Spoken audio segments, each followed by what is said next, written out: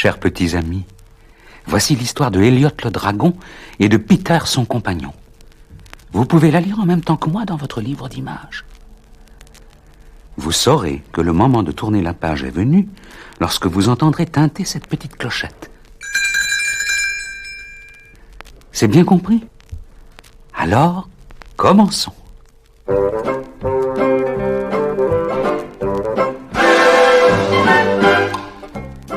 L'histoire que je vais vous raconter se passe il y a bien longtemps sur la côte atlantique des États-Unis d'Amérique. Peter est un petit garçon de 8 ans qui n'a plus de papa ni de maman. C'est un orphelin. Il a été recueilli par une famille de nomades cruels et sales qui le font travailler durement sans même lui donner toujours à manger. Et c'est pourquoi un jour Peter décide de s'enfuir et en compagnie de son gros copain Elliot, il s'enfonce dans une grande forêt qui longe la route.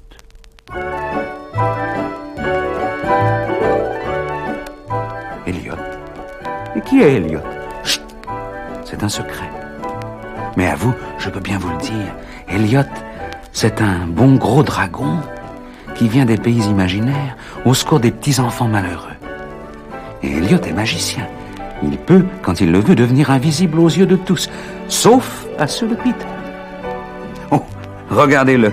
Il est aussi grand qu'une maison. Il marche en se dandinant comme un canard. Il est tout vert, avec de grosses taches, une crinière et des ailes roses. Et comme tous les dragons, il peut voler et cracher du feu. Et bien sûr, il parle dragon. Écoutez-le.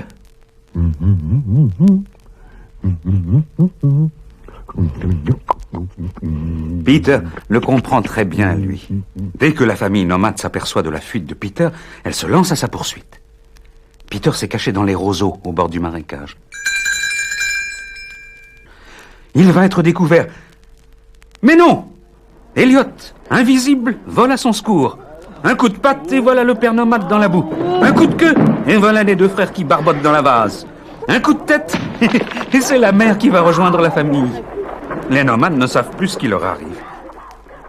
Peter sort de sa cachette et avec Elliot à ses côtés, quitte le bois et s'engage sur le chemin du village voisin qui porte le joli nom de Passamaquoddy.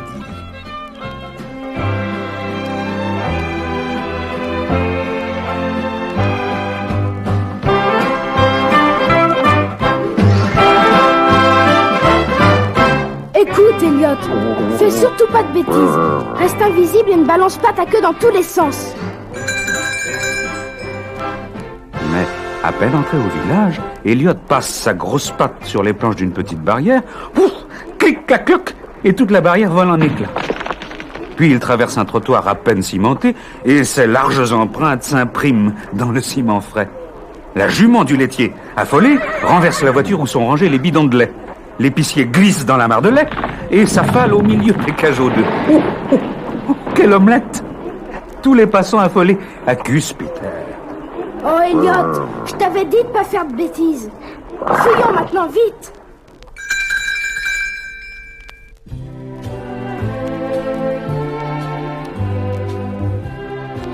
Peter et Elliot ont quitté Passamaquoddy. Ils longent la grève au bord de l'océan. Peter avance, l'air triste. Il ne sait où passer la nuit. Elliot le suit, un peu honteux. On aperçoit au loin le phare de la crique sur les rochers. Peter et Elliot voient soudain un vieux marin qui marche à leur côté. C'est Lambi, le gardien du phare. Il a un peu trop bu ce soir à la taverne et il titube. Hé, petit, bonjour. Tu vas loin comme ça? Oh, dis donc, ton compagnon est bien gros, et puis il est tout vert. On dirait un dragon. Au secours! Un dragon! J'ai vu un dragon! Lampi s'enfuit à toutes jambes vers le village pour annoncer qu'il a vu un dragon. Personne, bien sûr, ne voudra le croire. Peter est désespéré.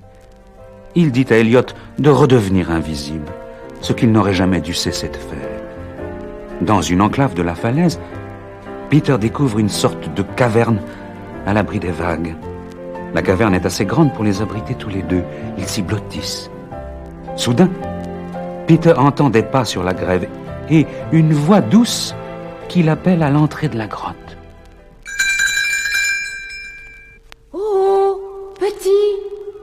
rester ici. La nuit tombe, tu auras froid. Nora, qui est la fille de Lampi, vit avec son père dans la jolie maison attenant au phare. De sa fenêtre, elle a vu Peter se diriger vers la grotte. Elliot, bien sûr, était à ce moment-là invisible.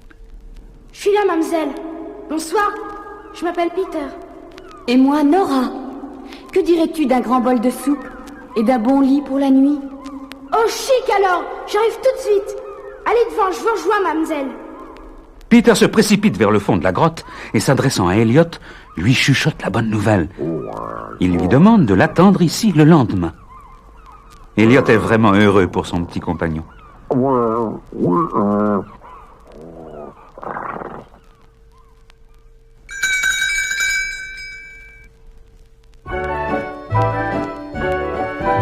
lendemain, lorsqu'au petit déjeuner, Lampi aperçoit Peter, il pousse des cris de terreur. Le voilà, le gosse qui a un dragon. C'est lui, je l'ai vu. Mais Nora, qui pense que son père avait un peu trop bu la veille, le calme gentiment. Elle décide de descendre au village avec Peter pour lui acheter des chaussures et un joli costume. Ils arrivent au moment où le docteur Terminus, un charlatan qui se fait passer pour médecin, revient dans la ville pour vendre des potions magiques. Il est accompagné de son assistant, Augie. Terminus et Augie voyagent à bord d'une drôle de voiture à voile qui brinque-balle de toutes parts. Leur dernier passage à Passamaquoddy avait laissé un triste souvenir aux habitants. Et ils sont en train de se faire insulter par la foule. Nora décide d'envoyer Peter à l'école du village. Il faut bien que cet enfant apprenne à lire et à écrire. Voilà donc Peter, revêtu de son nouveau costume, assis sagement au banc de l'école. L'institutrice est plutôt sévère. Et elle accepte Peter sans plaisir, puisqu'il ne vient d'aucune école voisine. La classe n'est pas encore commencée que la cloche se met à sonner dans la cour. Et pourtant, personne dehors ne tire la corde. Oh, ne vous inquiétez pas, mademoiselle. Je sais qui c'est. C'est Elliot, mon dragon, qui m'a suivi jusqu'ici. Elliot, cesse! L'institutrice n'aime pas ce genre de plaisanterie. Elle demande à Peter de tendre les deux mains et lui donne 20 coups de règle sur chacune. C'en est trop pour Elliot, qui, pour voler au secours de son petit compagnon, s'élance contre le mur de l'école et le traverse de part en part, en y laissant la forme découpée de son corps. C'est l'épouvante.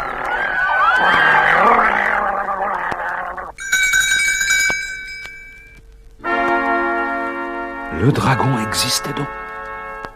Tous les habitants du village sont terrorisés. Il faut chasser ce garnement et sa terrible bête. Le docteur Terminus, qui voit tout le profit qu'il pourrait tirer de la dépouille d'un animal fabuleux, décide de tendre un piège au dragon pour le capturer. Et tous les habitants du village sont d'accord pour l'aider. Mais pour avoir Elliot, il faut l'acheter à Peter. Le docteur Terminus se rend jusqu'au phare. Il trouve Peter, Lampi et Nora qui repeignent la colonne du phare en chantant gaiement. Peter refuse sans hésiter de vendre son ami Elliot. Et puis d'ailleurs, Elliot ne lui appartient pas. Elliot est libre.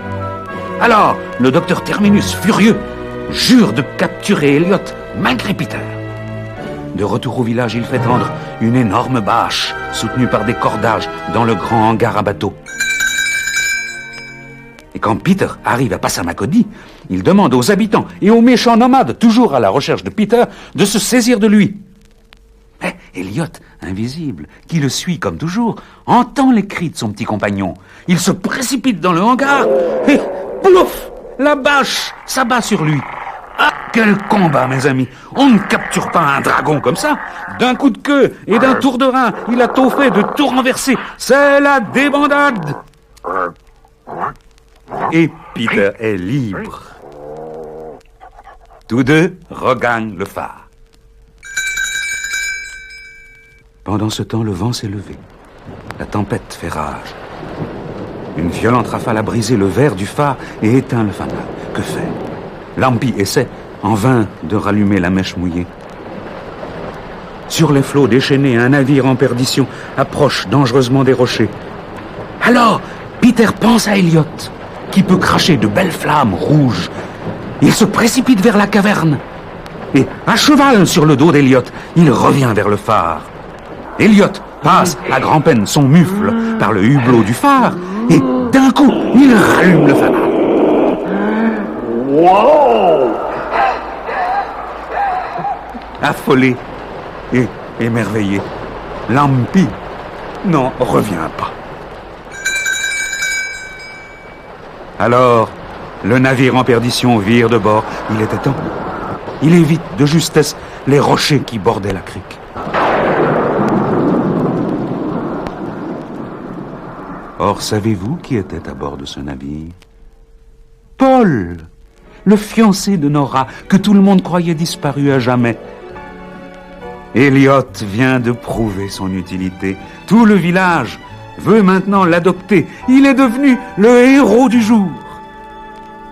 Elliot, cependant, décide de quitter toute la famille maintenant réunie.